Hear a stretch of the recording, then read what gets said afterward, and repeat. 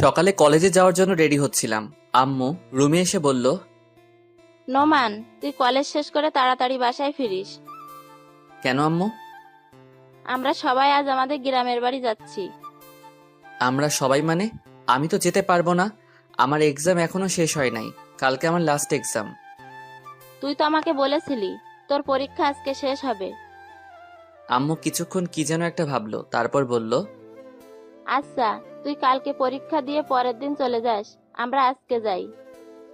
আচ্ছা। আমি আবার বললাম, আম্মু হঠাৎ তোমাদের গ্রামের বাড়ি যাওয়ার কথা কেন মনে হলো? আগামী শুক্রবার প্রিয়ার বিয়ে।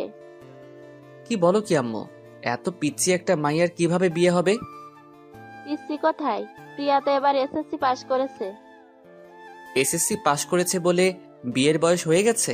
হায় রে গ্রামের মানুষ,